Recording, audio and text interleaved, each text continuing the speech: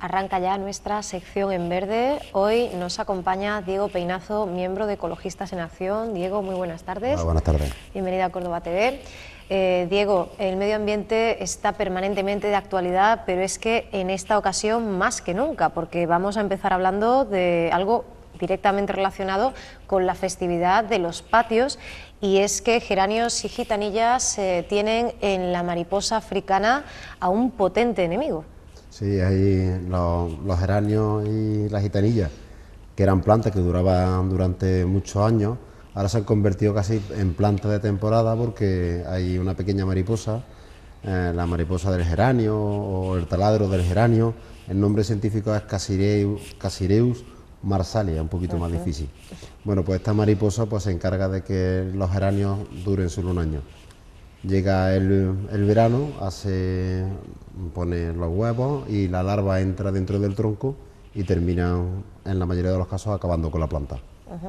Hoy hablamos de la problemática de las especies exóticas que invaden nuestro ecosistema, pero curiosamente esta no está dentro de ese catálogo, ¿no? Sí, esta es una mariposa que a una plaga, se considera plaga. Llegó a la península ibérica, llegó a Baleares en los años 80 y luego pues se extendió ya por toda la península ibérica y varios países europeos. Entonces esta vino asociada a los geranios. Los geranios y gitanillas son del sur de África, entonces pues esta planta que tenemos aquí, nuestras plantas, pues es originaria de esa zona, y ha llegado pues la plaga, el animal que se come a estas plantas, que es la mariposa. El problema es que como es un bicho nuevo, pues no tiene enemigo que la combata. Entonces pues esta mariposa pues campa por su ancha y entonces pues básicamente elimina ataca a los geranios y a las gitanillas de las distintas variedades que existen.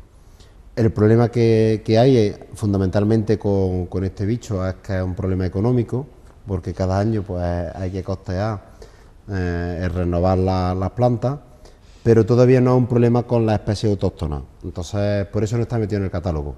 Aunque quizás habría que tener en cuenta que en su país, que en el país de origen ataca a otro tipo de la familia de los geranios, que sí hay en España algunas especies silvestres. Entonces quizás mañana también pueda afectar por algunas especies autóctonas que tenemos en nuestra sierra, pero todavía no se ha dado el caso. Y por ese motivo no está dentro de un catálogo que se llama de las especies exóticas invasoras. Entonces pues todavía es una especie que es invasora, que es plaga, pero todavía no está afectando a lo que es el entorno natural, sino simplemente al medio urbano y a pues, las especies de jardinería. Entonces pues mucha gente de los patios está muy mosqueada con el animalito, y una de las consecuencias que luego podemos apuntar más adelante es que claro, la gente se pone nerviosa y empieza a utilizar productos fitosanitarios, y entonces pues estamos teniendo también un problema de salud. Es decir, todos los productos fitosanitarios químicos, como vimos en programas anteriores, pues tienen repercusiones en la salud. Entonces si la gente se empeña en combatir este animal a base de insecticidas, pues no solo va a ser un problema económico, sino que también va a ser un problema de salud. Por tanto, quizás utilizar otros métodos más naturales a la hora de controlar este animalillo. Que efectivamente, como bien decías, llegaba a España en el año 87, procedente del sudeste de África, seguramente mediante un esqueje o una maceta infestada con orugas o huevos. Hay que decir que la dificultad a la hora de combatir a esta especie es doble, porque se encuentra en el interior, ¿verdad? Ataca en el interior y además va dejando un rastro de hongos, ¿no? Sí, lo que son el problema, todos los insecticidas tienen un problema, que tarde o temprano los insectos sobre los que actúan terminan adaptándose. Vamos a pensar, tú piensas siempre que hay una guerra entre lo que son las plantas y los depredadores, es una guerra que diríamos química. Las plantas continuamente están inventando, entre comillas, veneno para combatir a las plagas. Entonces las plagas continuamente se hacen resistentes a ese veneno que hay. Entonces uno de los problemas primeros es el que tiene todas las plagas, que tarde o temprano se hacen resistentes a los insecticidas. Pero luego hay una segunda cuestión, que este animal, dada su forma de actuar, su comportamiento, como las larvas se alimentan dentro de lo que es el tronco de los geranios. Bueno, primero empieza comiéndose las flores y cuando se acaban las flores, pues se mete dentro del tronco. Entonces ahí el insecticida no llega. Entonces no tiene efecto. Habría que introducir unos insecticidas que son más complicados, que se llaman insecticidas sistémicos, que van dentro de la planta, y entonces ese insecticida que está dentro de la planta termina por cargarse al bicho. El problema es cuando la oruga se mete dentro de la planta, pues eso es una fuente de infección, entonces ya nacen lo que son lo que tú has comentado, los hongos, y entonces la planta termina pues estropeándose. En algunos casos queda mal herida y se puede recuperar para el año siguiente, pero en otros casos no tiene recuperación ninguna. Entonces lo que se recomienda es que conforme vayamos viendo pues tallos infectados, zonas que tienen esos agujeros, pues irlos quitando para que las partes sanas se vayan conservando. Incluso el revoloteo, ¿no?, de una mariposa alrededor muy frecuente, que Sí, puede ser que estén ahí es una mariposa que ya. es muy bonita, porque es muy chiquita, tiene los colores, bueno, el color es un tono marrón, pero luego el dibujo del ala cuando la cierra, pues es un dibujo bastante curioso. Entonces, pues, hombre, si podemos evitar espantar a la mariposa o pendiente de cuando vayan saliendo los pequeños gusanitos quitárselos, si tenemos pocas plantas eso es relativamente fácil. Ya un patio de vecinos donde hay muchísimos geranios y muchas gitanillas, pues eso es complicado. Pero quizás ese es el método más eficaz para acabar con, o al menos para mantener a raya esta especie. Lo vemos en esas perforaciones negras, incluso en hojas carcomidas, en que empieza a producirse la falta de florecimiento, ¿no? Empieza a quedarse como en una situación muy estática, ¿verdad? Podemos además elegir unas subespecies o unas modalidades o variantes de geranios u otras, ¿no? Sí, yo ahora mismo no conozco, sé que hay geranios, gitanillas más resistentes Los del oro de pensamiento son un poquito más resistentes. Yo no sé, habría que mirar un poco, sé que hay un catálogo de especies que son más resistentes. Sí. Vamos, y eso que tengo muchos geranios y muchas gitanillas, pero todavía no sé los distintos nombres. Hay uno que le llaman, que la gente le conoce normalmente como geranio chino, que veo que es más resistente que lo que es la gitanilla normal y corriente, que la gitanilla pues básicamente se fulmina en el verano. Entonces eso, la especie empieza comiéndose las flores, no tiene problema cuando se comen las flores, bueno, pues tiene menos floración. Lo peor es cuando ya no hay flores, que es sobre todo cuando empieza el verano, y entonces se introduce en el tronco, que es cuando hace el mayor daño. Entonces, pues bueno, convendría varias cosas. Primero, elegir las variedades que son más resistentes, y luego también quizás aprovechar aquellas plantas que se han salvado.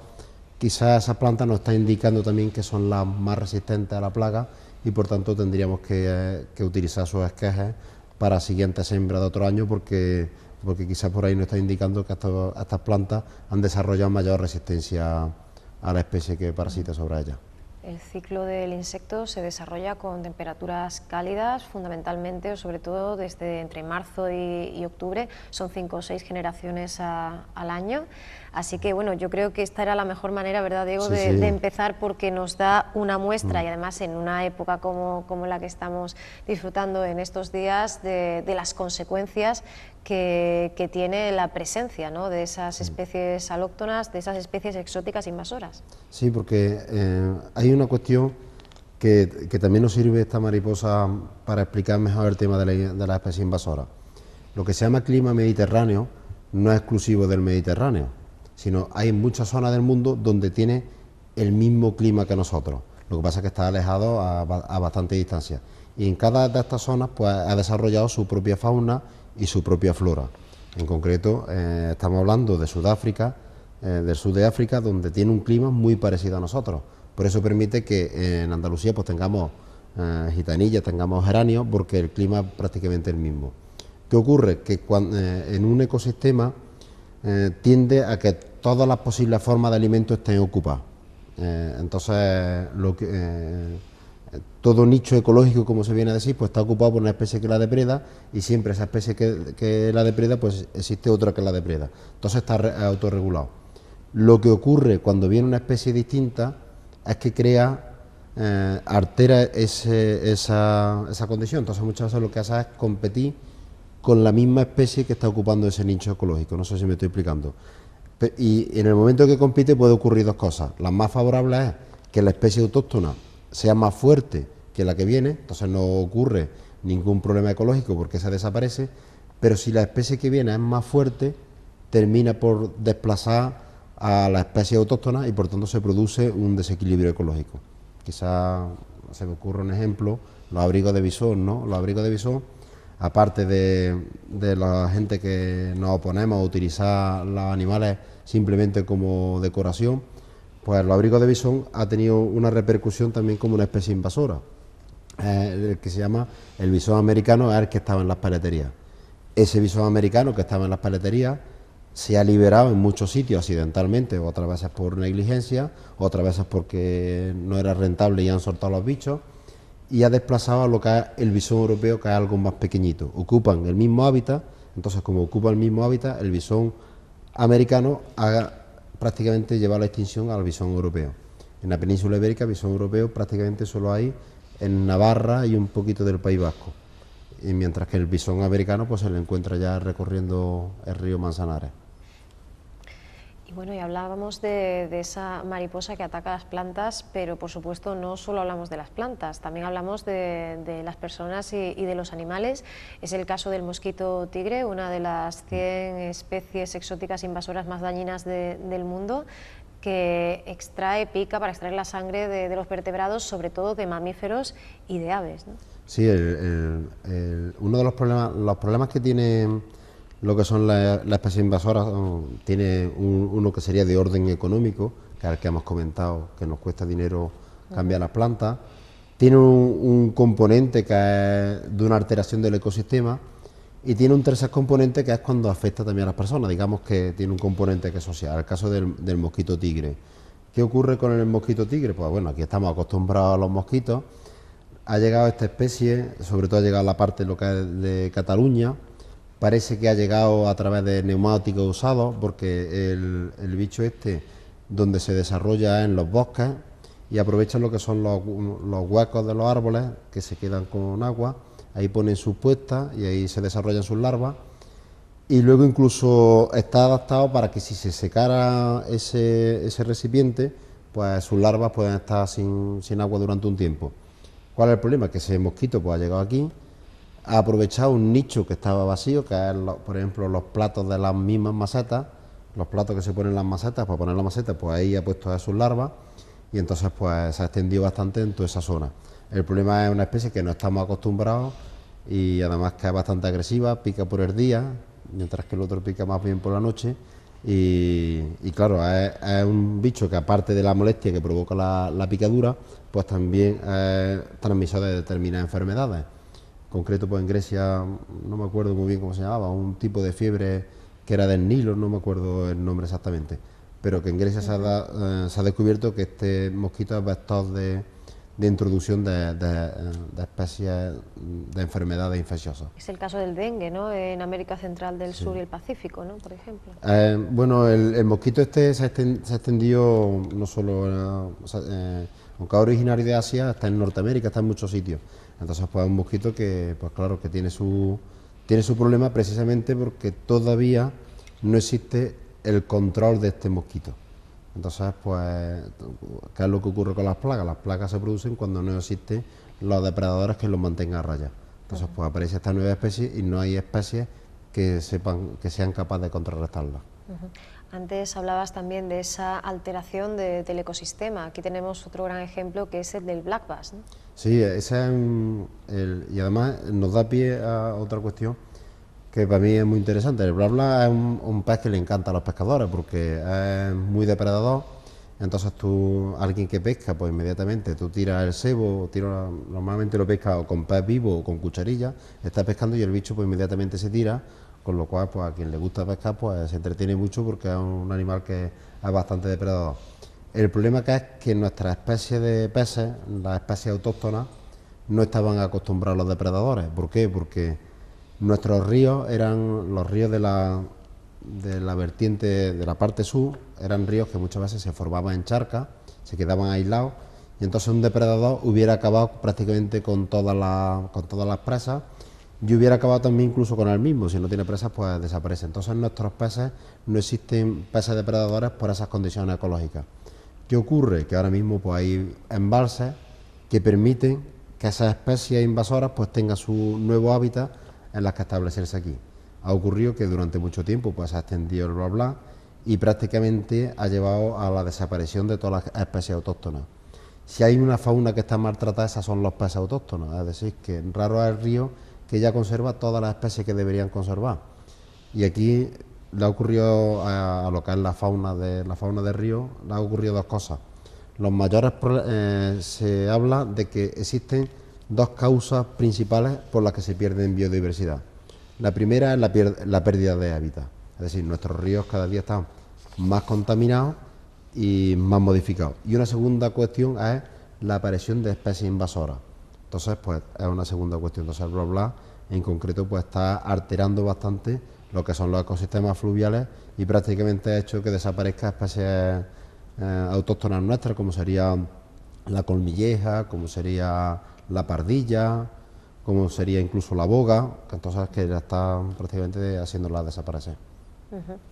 En este sentido, pues podemos recuperar argumentos como el de José Luis Bruna, dirigente de la Federación de Pesca, que al defender la perca negra nos dice que al no estar en los embalses pues se encuentra en sistemas desnaturalizados y por tanto no daña a los ecosistemas naturales. Bueno, ¿Este razonamiento qué os parece? Bueno, eso es relativo, porque es relativo en la siguiente cuestión. Lo que son el bla bla sí está en los tramos medios de los ríos. Los tramos medios de los ríos han sido siempre los tramos, o los tramos bajos, los tramos más productivos de los ríos. Y luego además se produce un movimiento, quien conozca, bueno, que en mi familia pues hay gente que le gusta la pesca, se produce un movimiento de los peces agua arriba, agua abajo, de lo que son las especies autóctonas, y entonces pues algunos de ellos pues una parte de su ciclo sí lo hacen los embalses. Entonces esa parte de su ciclo, si se encuentra con depredadores, pues el hecho es que desaparece. De hecho hay estudios de campo que creo que están dirigidos por un profesor de la Universidad de Córdoba, Carlos Fernández, donde hay una relación directa entre presencia de presas predadores y menos especies autóctonas. Entonces existen estudios demostrados y lo que son los embalses de hecho han perdido, hay gente que conoce los embalses, la cantidad de peces han desaparecido. Es decir, ¿por qué? Porque estos peces depredadores se han encargado de casi de extinguir lo que son las potenciales presas. De hecho, ahora han introducido un nuevo pez que también es exótico y también invasor, que se llama alburno. El alburno es una especie también exótica y le llaman pez pasto porque es con la que en Europa la que depreda los depredadores, valga la redundancia. Entonces, cuando han visto a los pescadores que se estaban quedando sin bla bla porque no tienen presas, pues han traído pues este pez que se llama pez pasto, provocando una nueva alteración del ecosistema. La introducción del alburno se está haciendo de forma ilegal, lo están haciendo y además si te pillan introduciendo en el ecosistema a especies exóticas, pues eso tiene multa. Lo que pasa es que parece que hay cierta impunidad y entonces pues nos encontramos el alburno por todos los ríos, en concreto el río Guadalquivir, una de las peces ya más abundantes que existe aquí en esto que conocemos también, que este pez, el alburno precisamente. La carpa preocupa, ¿no?, especialmente. La carpa lleva mucho tiempo con nosotros. La carpa parece ser que la introdujeron monjes medievales porque llegaba la época de Cuaresma y entonces pues podían criarla en estanques, entonces pues tenían su carpa y cuando llegaba la Cuaresma pues se podría alimentar de carpa. Lleva mucho tiempo con nosotros. Estaba ligado a lo que eran los ríos. El problema es cuando las carpas las sueltan en lagunas que no tenían peces. Entonces es lo que le pasó a Soña.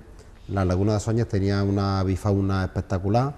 De hecho fue la reserva del pato de una especie que fue la malvasía y a alguien se le ocurrió la brillante idea, vamos a echar carpa, que le falta algo. ¿Qué ocurrió? Que las carpas es un pez que rastrea en el fondo y entonces pues provoca que las plantas acuáticas del fondo con las que se alimenta la malvasía pues no se desarrollen. Entonces prácticamente produjo una alteración grave en lo que fue la laguna de Soñas y tuvieron que eliminarse todas las carpas.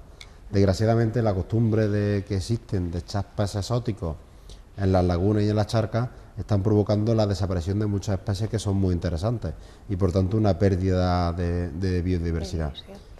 El Programa de las Naciones Unidas para el Medio Ambiente considera que las invasiones biológicas son la segunda causa de degradación de los ecosistemas. Esa liberación, sea accidental, sea voluntaria, de especies foráneas, pone en serio peligro la biodiversidad terrestre por tierra, mar y aire. Sí. Y en este momento volvemos a la actualidad, ¿verdad?, porque está pendiente esa revisión de ese Real Decreto a la cual, por ejemplo, desde Ecologistas en Acción y desde más de un centenar de muchísimos especialistas os oponéis, ¿no? Sí, claro, el tema parece que es un capricho, que los ecologistas somos unos caprichosos a la hora de querer mantener la pureza de un determinado ecosistema, pero junto con conservar la biodiversidad, que yo creo que es importante, y a mí siempre me gusta poner un ejemplo, igual que tenemos que defender la diversidad cultural o las creaciones culturales que hemos heredado de los antepasados, tenemos que poner el mayor empeño en que siga existiendo, pues yo creo que tenemos que tener el mismo empeño en que esa diversidad de especies pues también perdure para las generaciones futuras. Entonces, esa es una cuestión. Pero luego también hay una cuestión muy importante, que la introducción de especies exóticas también está provocando unos graves daños económicos. Hay ejemplos típicos ya casi de libro, que es el problema que causó el conejo cuando se introdujo en Australia. El dinero que se ha gastado en eliminar el conejo de Australia, los daños en las plantaciones que se hicieron, y al mismo, pues entonces nos parece que este Real Decreto, esta modificación del catálogo que lo hace más reducido, lo que de alguna forma hace que el gobierno no esté tan pendiente de esta cuestión, que es muy importante, que es la segunda causa de extinción, pero también un problema económico muy importante, y cedan a presiones, digamos, tanto, sobre todo, algunas veces de tipo comercial. Y ahora vamos a poner un ejemplo. Lo que tú has comentado del bla bla. El bla bla, la pesca del bla bla tiene, no lo digo bien, es black bass, es un poco difícil, pero la pesca de este pez tiene un componente económico, es decir, que la gente pues compra los cebos para este pez, las cucharillas para este pez, e incluso pueden organizar concursos relacionados con este pez. Entonces eso tiene cierto movimiento económico. Pues estos grupos que tienen cierto movimiento económico, pues de alguna forma se oponen a que el black bass y el lucio se introduzcan dentro de ese catálogo. En concreto, el presidente de la Comunidad de Extremadura no quería que el lucio se metiera dentro de este catálogo, porque hay embalses en Extremadura donde la pesca del lucio está muy extendida, incluso va gente de otros sitios a pescar lucio allí. Bueno, esa introducción es que el catálogo se está viendo presionado por sectores económicos que ven una fuente de negocio, y que si meten determinadas especies pierden negocio. ¿Cuál es el problema? Que el problema es que algunas veces estas consecuencias que sacan beneficio a uno, luego terminamos pagándolo todo. Hay un lirio que se introducía, ahora no recuerdo muy bien el nombre, un lirio está muy extendido por la parte del centro de España. Pues este lirio se vendía en las pajarerías, para ponerlo en los peces con cierta frecuencia, y tiene una capacidad invasiva que es tremenda, de alteración del ecosistema, y llega incluso esa capacidad invasiva a obstruir las turbinas de las presas. La eliminación de ese lirio pues supone una millonada, una gran cantidad de dinero que el eliminarlo. Entonces nosotros no solo es porque altere el ecosistema, sino por todo el problema que tiene económico la eliminación de este tipo de cosas. Y entonces aquí, como en otras cosas, es mucho mejor el prevenir que luego el erradicar, que es mucho más caro.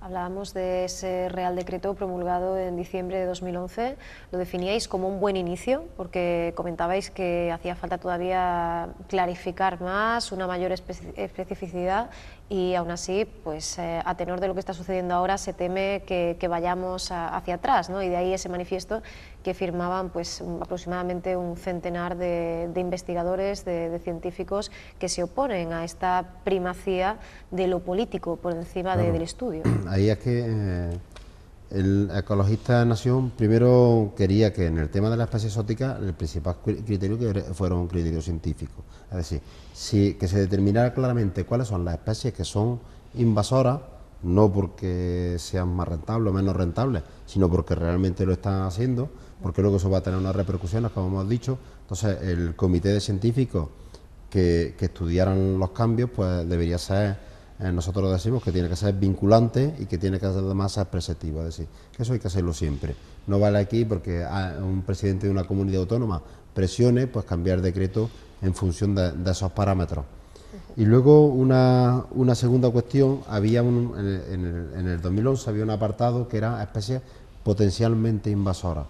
Esto es muy importante porque esas especies potencialmente invasoras es la que nos pueden marcar cuáles son todo el tema de la prevención.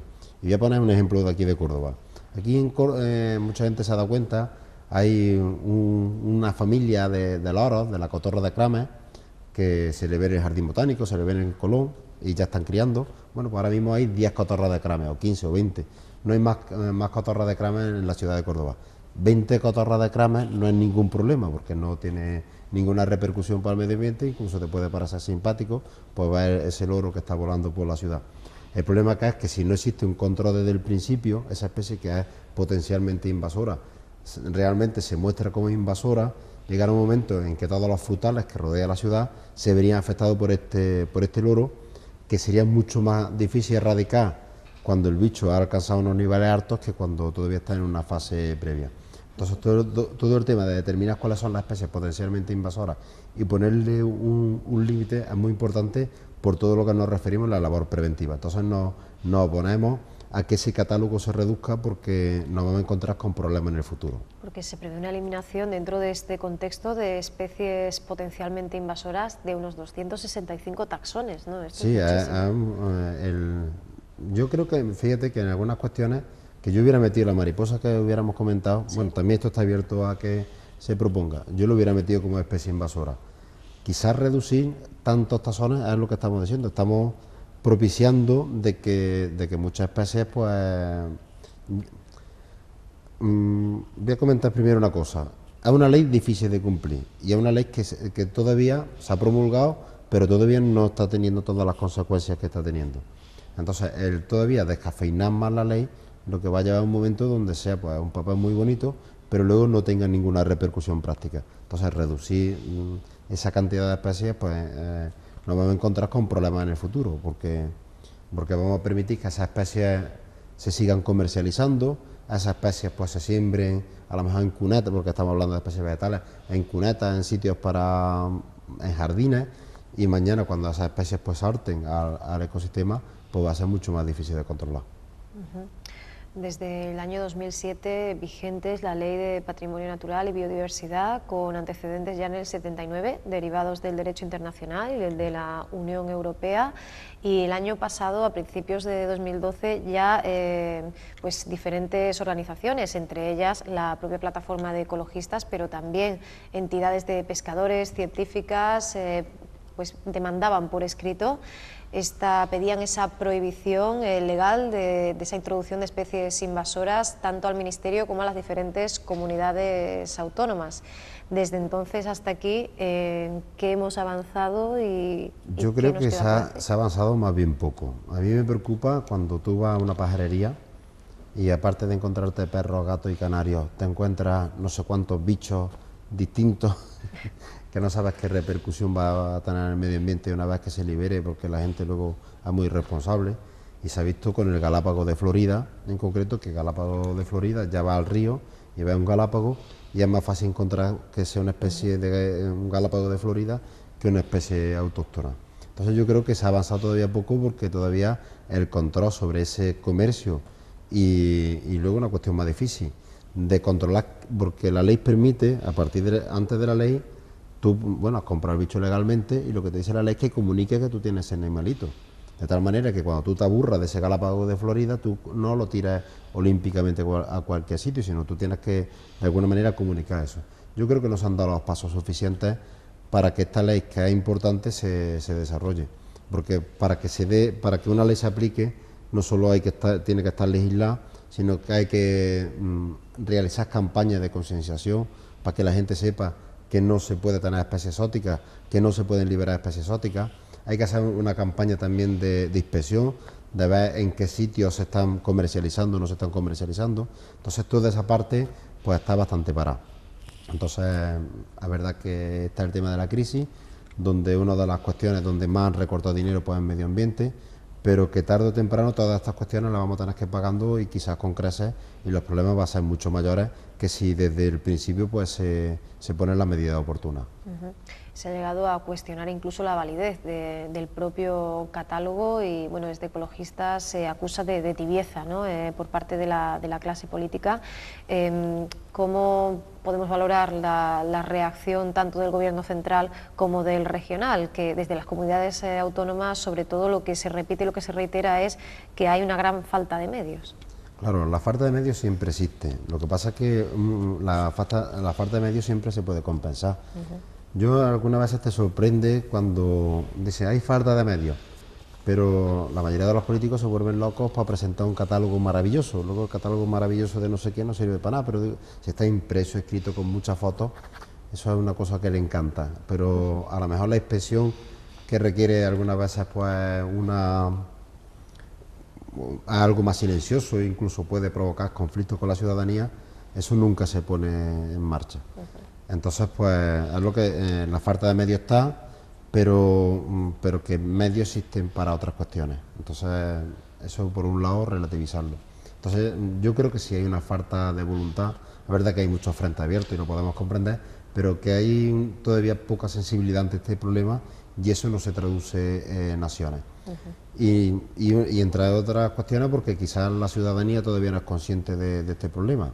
Una de las faltas de la educación ambiental es que problemas ambientales, que es importante como este, que es el segundo que produce la pérdida de biodiversidad, tú hablas con muchas personas y lo desconocen por completo. Entonces, pues, y si no existe presión ciudadana, los políticos no perciben esa presión y por tanto los recursos van ahí hacia aquellos sitios donde ellos consideran que les son más rentables políticamente. Porque además hay otro tipo de presión, ¿no?, con la que se tiene que competir. Antes hemos hablado de intereses económicos y bueno, incluso deportivos, ¿no? Claro, ahí y me gusta a mí poner ejemplos y quizá porque sí, hay mucha gente aficionada a la pesca. Hay un tipo de trucha que es la trucha común, que es autóctona, que está en Cazorla, Sierra Nevada, y es una trucha que cada vez está más arrinconada, es decir, porque está perdiendo hábitat y las especies exóticas la están arrinconando. Ha aparecido un grupo de pescadores que le llaman pesca sin muerte, donde pues pescan mucho esta trucha y tienen las técnicas suficientes para evitar que le hagan daño al pez, le quitan el suelo con el mayor cuidado y lo vuelve a devolver otra vez al ecosistema. Pues estos pescadores pues son unos aliados de los ecologistas, porque por un lado pues están defendiendo que existan unos ríos sanos y por otro lado están defendiendo de que esta especie no se extinga. Sin embargo, chocan con otro tipo de, digamos, pescadores o con otros intereses, donde lo importante es el criterio económico.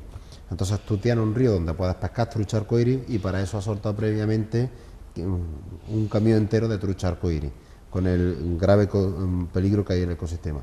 Entonces, esas empresas, esos comercializadores de estos productos relacionados con la trucha arcoíris, pues van a presionar lo suficiente para que la trucha arcoíris salga de esos catálogos. Entonces, pues es muy importante pues que tengamos en cuenta de que la presión también existe. Y entonces hay una cuestión de economía que hay que tener en cuenta, que algunas veces en la economía hay una parte donde pues bueno es el gasto que la entrada y salida que tiene una determinada empresa, pero luego hay una parte que pagamos todo el mundo que normalmente no forma esa contabilidad. Entonces dice, el prohibir el que se meta la trucha arcoíris en el catálogo va a suponer un impacto económico de tanto y se va a producir estas pérdidas. Sin embargo, ahí no se cuantifica lo que la no introducción conlleva, es decir, si tú tienes que restaurar ecosistemas, pues eso tiene un coste económico que precisamente no lo hacen las empresas que se benefician de ello, sino que lo hacemos toda la ciudadanía. No sé si conviene tenerlo en cuenta, porque esos beneficios económicos que son de alguna minoría, luego al final pues son pérdidas para una mayoría. Otra queja también ha sido la propia falta de transparencia en todo este proceso en torno a esta suspensión cautelar de la norma, a lo que pueda suceder con el Real Decreto. De hecho, teníamos Consejo Asesor de Medio Ambiente el pasado 8 de abril y bueno, te pregunto qué ha trascendido de... Ahí ecologistas, lo que he visto yo, comentarios de Ecologistas Nacional, es eso, que están el Ministerio se lo está guisando y comiendo solo, sin contar con los grupos ecologistas, con los expertos, quizás porque, como hemos comentado antes, para ellos lo más que nos preocupa es que están más pendientes de las presiones de estas empresas o incluso de presidentes de comunidades autónomas, como hemos dicho, de Badajoz, de Extremadura, más que de criterios de sostenibilidad y criterios económicos a largo plazo. Entonces, parece que es una forma de actuar. De todas maneras, tampoco nos sorprende mucho porque el tema, si la participación ciudadana es una asignatura escasa en la parte política, la derecha, pues en temas de transparencia, pues normalmente lo tiene más difícil, vamos, menos proclive. La Unión Europea ha contemplado este problema en su Estrategia de Biodiversidad 2020. ¿Cómo se relaciona? Aprovechamos ya para preguntarte, Diego, ¿cómo ves tú que se relaciona la actuación, la reacción de España con otros países de la Unión con respecto a este tema? Ahí el tema, hay una cuestión que a mí, que siempre conviene tener en cuenta, que la península ibérica, España, es en concreto de las zonas donde mayor biodiversidad hay. Sí. Es decir, tenemos una riqueza que es espectacular. Y es verdad que muchas de las medidas, llevarlas a cabo en nuestro país, pues es más caro que en otros sitios, porque dadas nuestra riqueza es más caro. Y en otros lados, pues como le queda poco, pues son conscientes del valor que supone. Yo creo que la diferencia con otros países europeos es que nosotros deberíamos saber que allí están de vuelta y nosotros no cometer los mismos errores que han cometido ellos. Entonces, pues es verdad que a nosotros nos falta, que muchas de estas normas nos vienen impuestas desde arriba y nosotros las recogemos a regañadientes, cuando deberíamos vivirlas como una oportunidad, porque sería una forma de conservar nuestro patrimonio y la conservación de ese patrimonio, pues yo estoy convencido de que también es riqueza en el futuro. A mí no me gusta algunas veces considerar los países del sur como menos ecológicos que otros, porque muchas veces los países del norte ahora son muy limpios en sus propias ciudades, pero sin embargo tienen todas grandes multinacionales que contaminan el resto del mundo. Entonces es verdad que en Europa hay una legislación muy potente a nivel medioambiental que contrasta con la política que desarrollan otros países. Entonces también yo creo que, y quizá aunque nos salgamos un poco del tema, cuando desde los países del norte, desde los países del sur, exigimos a los países más empobrecidos, más pobres, que conserve su patrimonio natural, yo creo que eso debería ir acompañado también con medidas económicas para que ese patrimonio natural se vea conservado, porque a fin de cuentas estamos en un mundo global y todo lo que repercuta positivamente en el medio ambiente, aunque sea miles de kilómetros, también nos vamos a beneficiar a nosotros. Si no, los perjuicios pueden ser irreparables y bueno, solo para empezar solo hay que ver el gasto, ¿no?, en esos costes de control y erradicación por nuestro comportamiento, por esa política en los últimos 10 años, ¿no? ¿Qué escenario se nos presenta de seguir por esta deriva, en esta inercia? El lirio que te comenté antes es un ejemplo claro, que ha costado 20 y tantos millones erradicarlo de Castilla-La Mancha. Y luego hay otro bicho también que se ha extendido mucho, que es el mejillón cebra, que se ha introducido de forma accidental, iba ligado a las embarcaciones, porque las pequeñas larvas pues van en los barcos y de un lado a otro pues se ha extendido, y además tiene unos daños en la infraestructura tremendos, porque es capaz de obstruir canales, tuberías, porque prolifera bastante, aparte de los daños ambientales que también tiene. Incluso lo más grave, que con medidas de cierta vigilancia pues se ha introducido en comunidades autónomas, ya que se ha intentado que en Andalucía no entrara y sin embargo ya lo tenemos en Inaja. Entonces el horizonte o esto va acompañado de inversión y de recursos, o el horizonte es complicado porque ya lo estamos viendo, las repercusiones que tiene. Entonces cada año pues ves una especie nueva que está apareciendo y una especie nueva que está provocando una alteración global del ecosistema. Como no sé poco, hay una noticia que estoy hablando un poco de memoria, una alga que apareció en la costa, que tampoco era autóctona, vino con los barcos, ese movimiento marítimo tan grande que hay de mercancía, pues también tiene sus repercusiones, y en concreto pues trae una alga a la que no estamos acostumbrados y por tanto pues se convirtió en especie invasora. Y por no hablar ya de las plagas, ¿no? Que al menos pongamos los medios para evitarlas, ¿no? Claro, la mejor forma de combatir una plaga es la prevención. Ya que se desarrolla la plaga, todo gasto de control es caro y difícil de erradicar. Bueno, ¿y qué acciones tenemos pendientes? O al menos, ¿cuáles son los capítulos que continúan o en qué episodio estamos ahora, con respecto al menos a esta cuestión del Real Decreto? Lo que hacen la mayoría de los movimientos ecologistas en este tipo es una doble labor. Por un lado, es que la gente conozca este problema, que es un problema que no es ajeno, que repercute en una especie muy concreta, sino que también tiene repercusiones incluso en lo que es su propia vida, como hemos hablado del mosquito tigre. Entonces caer en la cuenta de que eso es un problema. Entonces es una parte que es divulgativa. Y por otro lado, también Ecologista Nación pues es una medida de presión para que la legislación que se haga pues se haga en coherencia con lo que es este problema. Y una tercera cuestión también, ante la falta de interés por parte de las administraciones de que eso se cumpla, es la denuncia cuando en determinadas pajarerías, determinados acuarios, se están vendiendo especies exóticas. Entonces, pues también desde el movimiento ecologista somos sensibles a esa cuestión y cada vez que se detecta una cuestión de estas, pues inmediatamente se denuncia porque es un problema que con el tiempo vamos a tener. Bueno, pues entonces importantísimo, ¿no?, este testimonio, este mensaje. Diego, te agradecemos mucho que una semana más nos hayas acompañado y te esperamos dentro de poco. Bueno, gracias a vosotros, porque con estas cosas pues sirve a uno de nuestros objetivos, que es difundir este problema. Muchísimas gracias.